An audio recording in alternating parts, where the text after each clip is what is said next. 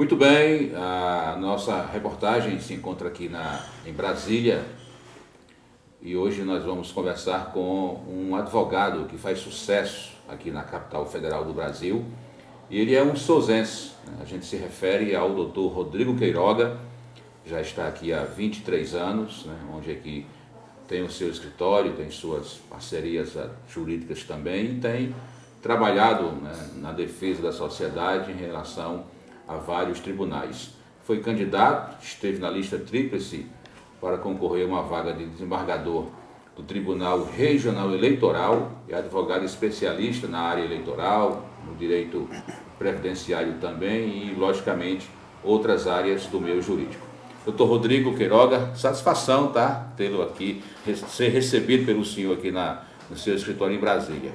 Levi, é uma grata surpresa, você é uma pessoa de que já tem um carinho muito grande lá na cidade de Souza, minha querida cidade. Isso para mim me remota tanto as boas lembranças que a gente teve lá em Souza, com a época dos carnavais fora de época, e assim nós nos conhecemos pela primeira vez. Eu estava na época na faculdade, você estava iniciando sua carreira como jornalista e também está brilhando como jornalista. Parabéns também por sua participação aqui em Brasília, a repercussão foi muito boa, tanto no meio jurídico como político também. Você entrevistou diversas autoridades e sempre que quiser vir aqui a Brasília será muito bem-vindo. Aqui é o escritório, tanto como a minha casa também, estará de portas abertas para você, Levi. Muito bem, doutor Rodrigo, obrigado pelas suas considerações e assim, para a gente dividir justamente a sua trajetória como advogado em Brasília, por favor, informe aos nossos ouvintes e internautas, os nossos telespectadores também, como tem sido a sua trajetória, de uma forma resumida, do chegar à capital federal ao se estabelecer e hoje se tornar um dos escritórios de advocacia do DF, de maior importância para todos aqui. Levi, primeiramente, muito estudo e muito trabalho. Me formei na Universidade Federal de Souza, na Paraíba, e aprendi, tive bons professores. Desde o início da minha formação acadêmica, eu comecei a atuar tanto na Defensoria Pública como na OAB. Isso me deu uma oportunidade, um diferencial quando cheguei aqui em Brasília. Com a experiência que tive, eu fui adquirindo, tanto no Fórum lá de Souza, que trabalhei muito, trabalhei na terceira vara também de família, que aí mando um abraço para todos do Fórum de Souza. E isso me ajudou muito quando cheguei em Brasília, que deu um diferencial. Aqui em Brasília, comecei a trabalhar também com algumas referências paraibanas aqui, como o ex-ministro José Luiz Cleroa, Irapuã Sobral, Inaldo Leitão, que me incentivaram e me ajudaram muito aqui em Brasília. E aqui em Brasília consegui chegar a disputar um cargo, ou seja, fui o mais votado pelo Tribunal de Justiça, pelos desembargadores, por conhecimento técnico, pelo trabalho que tenho aqui em Brasília. E hoje, nosso escritório, temos atuação aqui no Distrito Federal, tanto no Nordeste, como em Pernambuco, na Paraíba, Ceará, Rio Grande do Norte e no Norte do país. Então, dessa forma, me sinto lisonjeado por chegar onde eu cheguei, mas foi fruto de muito esforço, muito estudo, muita dedicação. Tá certo. O senhor milita também na área previdenciária. A legislação tem sofrido algumas mudanças ao longo do tempo. O senhor avalia que essas últimas mudanças elas têm mais beneficiado o usuário do sistema previdenciário brasileiro ou tem dificultado? Por exemplo, essa questão da idade, do cálculo, A regra de hoje está melhor ou está pior do que a regra anterior?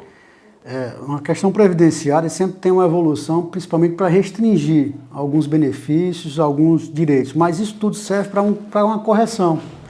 Essas correções são feitas porque quem faz parte ou quem contribui são os próprios beneficiários. Dessa forma, quem está começando a contribuir no início tem que beneficiar quem está lá na ponta, ou seja, quem está se aposentando agora. E para isso tem que haver um cálculo matemático, um cálculo aritmético que seja perene, que dê uma segurança para aquele beneficiário. Um ponto específico, a questão da prova de vida. O fim da obrigatoriedade de quem está vivo provar que está vivo. Qual é o seu entendimento sobre isso, sua avaliação? Levi, é necessário ter essa prova, ou seja, tem que verificar caso a caso. É importante porque temos que entender a situação de cada pessoa, mas hoje em dia, com o sistema avançado que nós temos, de tecnologia, de verificação que tem, seja movimentação do seu CPF, tudo, eu acho que deveria evoluir a legislação também para facilitar essa comprovação. E não ter aquele sacrifício de um deslocamento para uma agência do INSS e fazer essa comprovação. Tá certo. Doutor Rodrigo, vamos partir aqui para outra questão, ainda do direito, evidentemente, relacionada à questão eleitoral. Pois não. Recentemente, o senhor participou de uma disputa para a presidência para um cargo de desembargador do Tribunal Regional Eleitoral do Distrito Federal.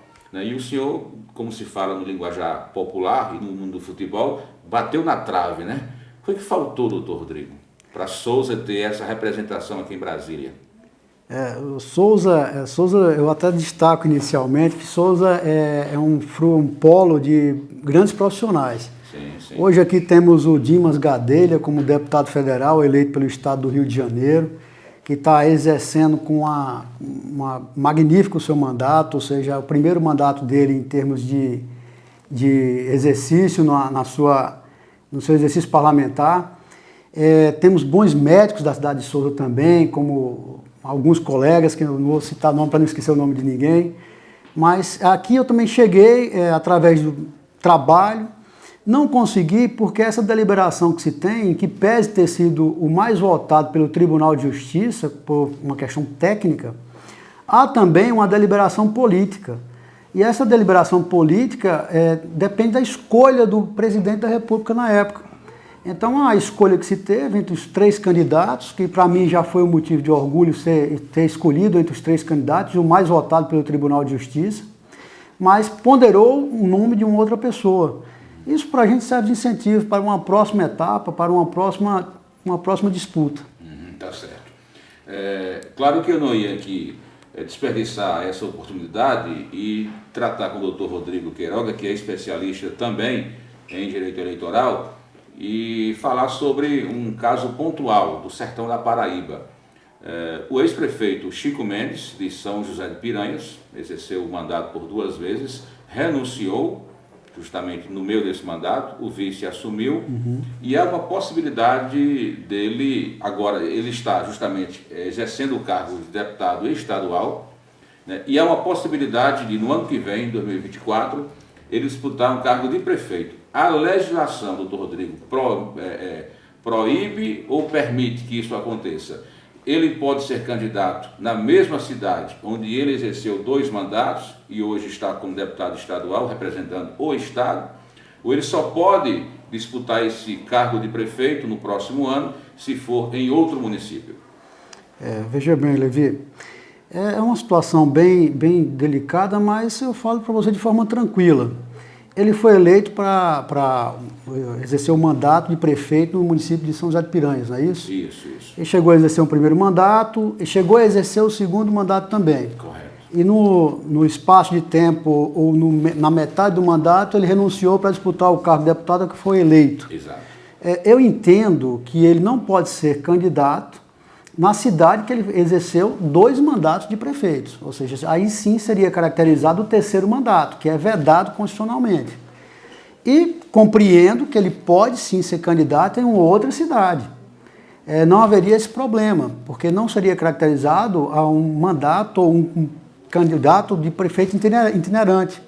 Dessa forma, ele haveria a possibilidade de disputar o cargo em outra cidade, não na mesma cidade que ele exerceu 2 mandatos. Entendeu? Isso independentemente de ser na área de atuação política dele ou em outra região. Por exemplo, se ele quisesse ser candidato a prefeito lá em Campina Grande, lá em Queimadas, não teria objeção nenhuma. Nenhuma, inclusive na cidade de Cajazeiras também, que é próxima, São José de Piranhas.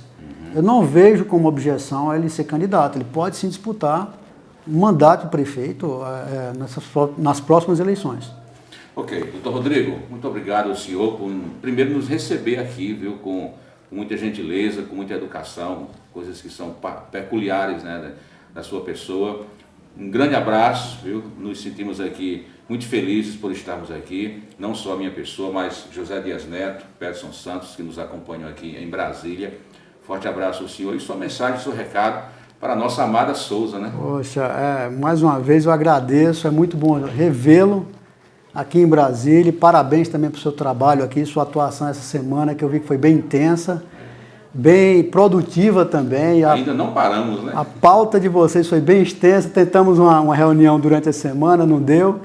Mas, enfim, mais uma vez, de portas abertas, eu quero deixar aqui um grande abraço para todos da minha maravilhosa, amada cidade de Souza, com quem eu tenho muito carinho, gosto muito da minha cidade, tenho uma enorme saudade dessa minha cidade.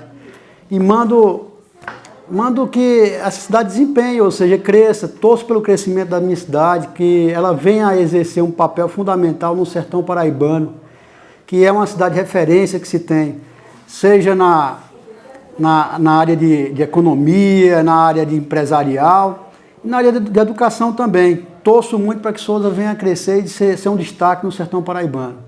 Um beijo no coração de todos.